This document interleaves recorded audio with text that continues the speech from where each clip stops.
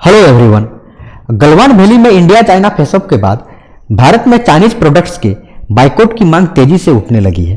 पर क्या इंडिया इस पोजीशन में है कि वह चाइनीज प्रोडक्ट्स का बहिष्कार कर सके? इससे इंडियन इकोनॉमी को किस हद तक नुकसान झेलना पड़ेगा, इन सभी चीजों को हम इस वीडियो में देखेंगे।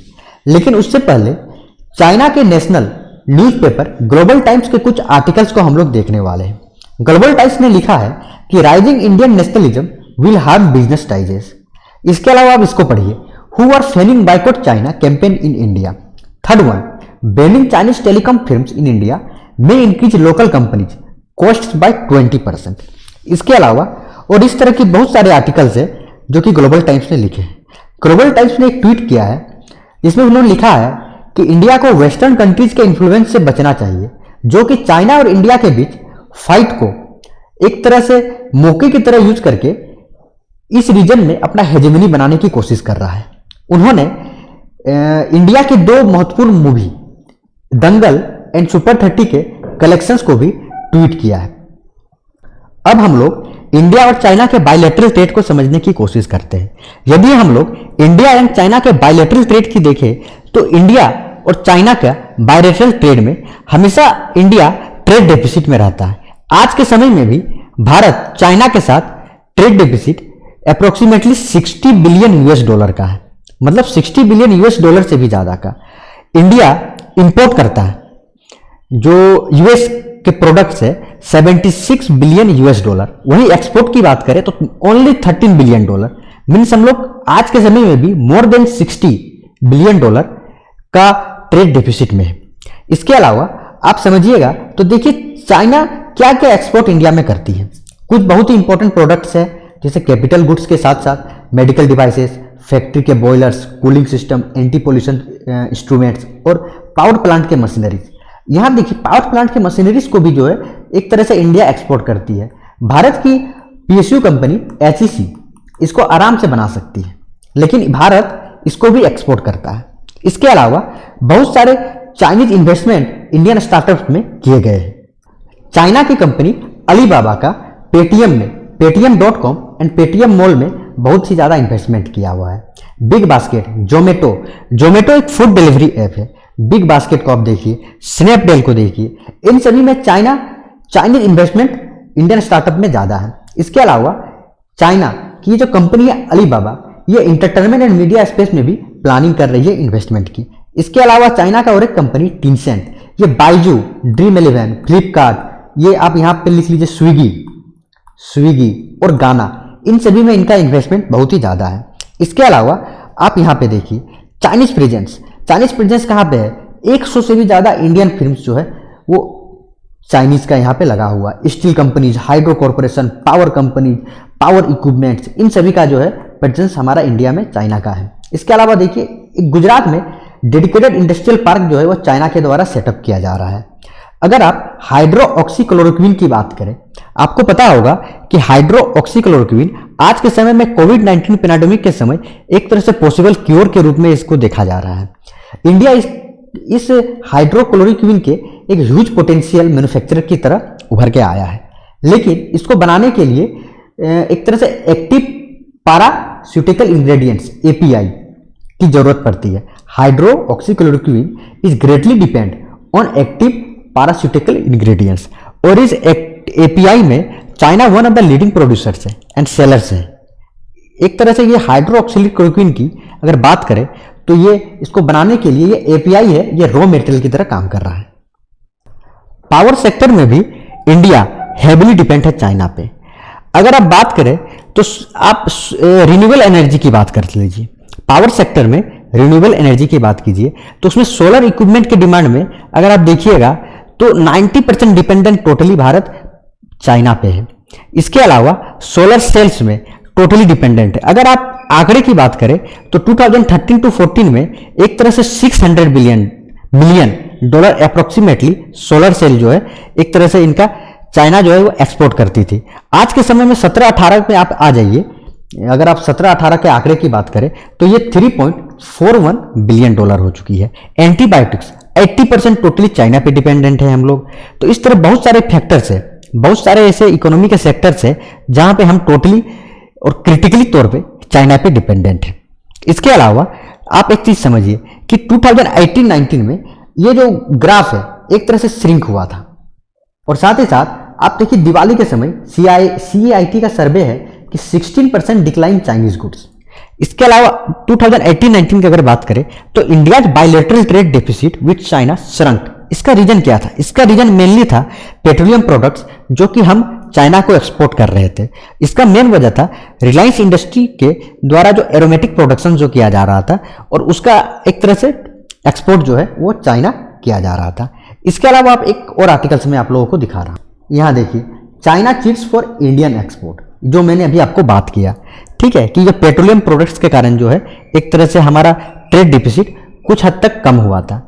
इसके अलावा CAIT the confederation of all India traders, मैं लिख रहा हूं CAIT the confederation of all India traders, इनने एक कैंपेन चलाया है Indian goods our pride.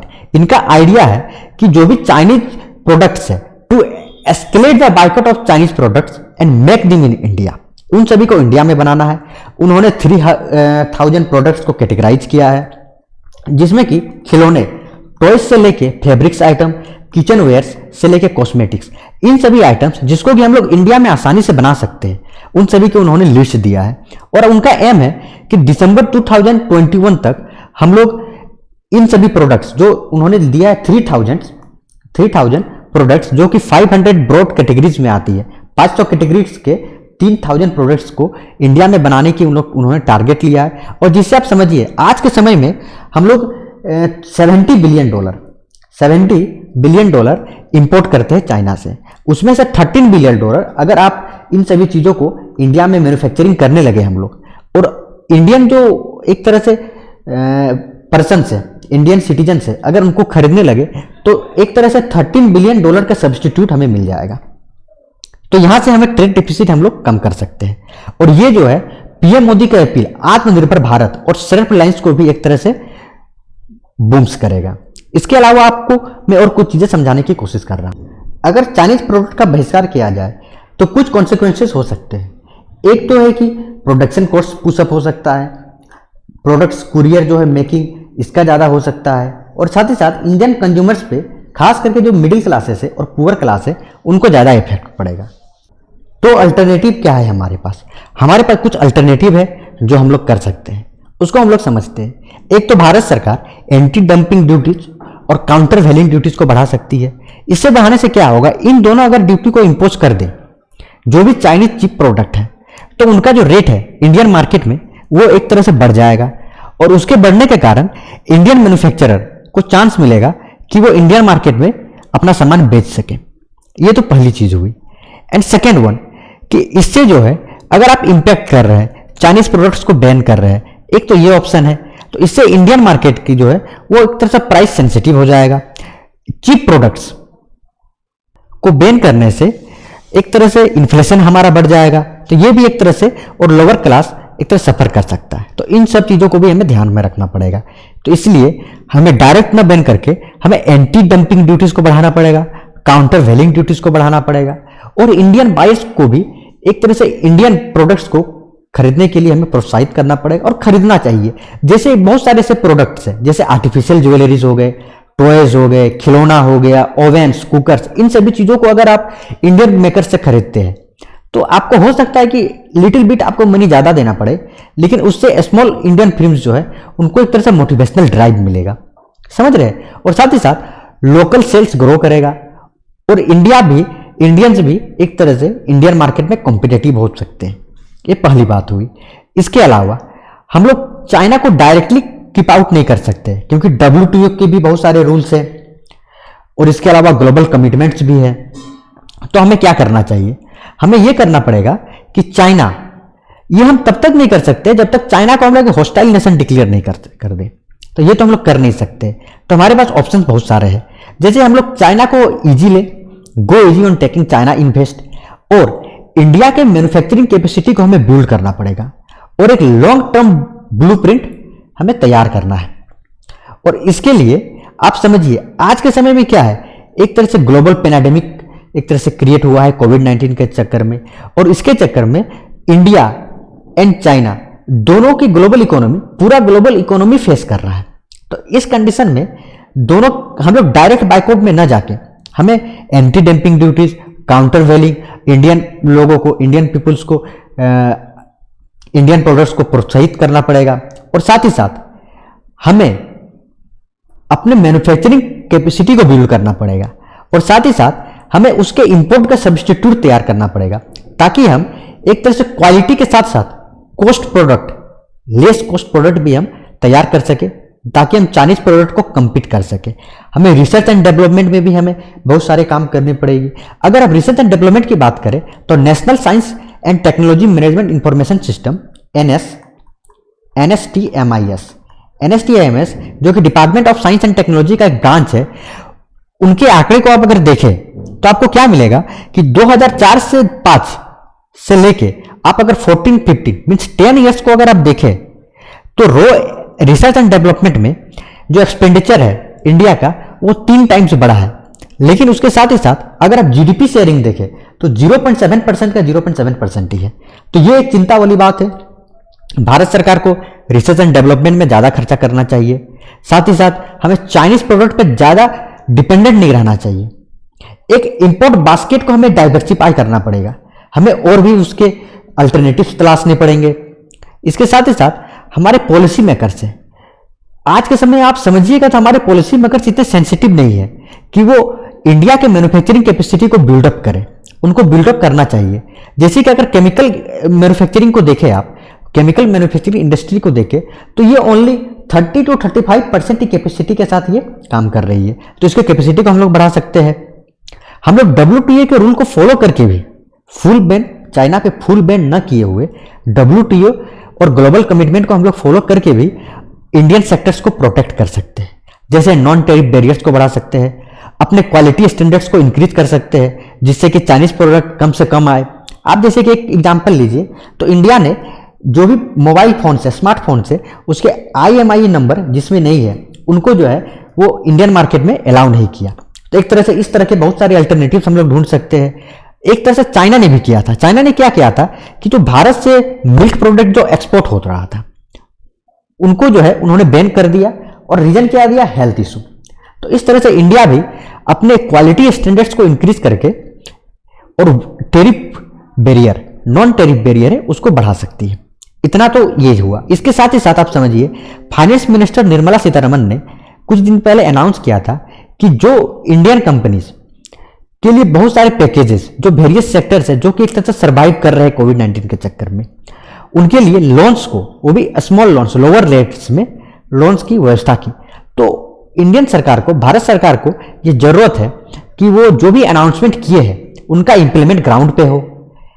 Foreign direct investment को बढ़ाया जाए, उसको लिबरलाइज किया जाए। क्योंकि आज के समय में इंडिया का अगर फॉरेन डायरेक्ट इन्वेस्टमेंट देखिएगा तो चाइना के कंपेयर में ओनली 25% है, यूएसए कंपेयर में ओनली 10% है। तो इसको बढ़ाना पड़ेगा, जिससे कि भारत का इंडस्ट्रियल सेक्टर में प्रोडक्टिविटी आए, इफिशियंसी आए।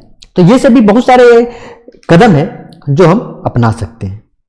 और यदि इंडिया का मैन्युफैक्चरिंग कैपेसिटी बढ़ जाए तो बहुत सारी चीजें हम लोग इंडिया से ही खरीदेंगे। आप समझिए, हम लोग चाइनीज प्रोडक्ट क्यों यूज करते हैं?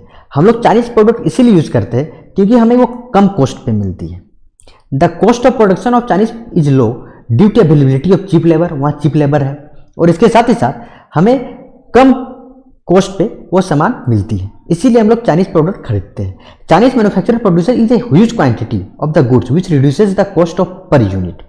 तो हम लोग यदि मैन्युफैक्चरिंग कैपेसिटी को अगर बढ़ा दे तो हमारे सामने भी इंडियन प्रोडक्ट्स जो है वो कम रेट पे मिलेगी। और साथ ही साथ इंडियन मैन्युफैक्चरर को क्वालिटी एंड लोअर कॉस्ट में प्रोडक्ट को प्रोड्यूस करना पड़ेगा। तो इस तरह से हम लोग इन सभी सिचुएशन से हम लोग लड़ सकते हैं। तो this one is the end of video.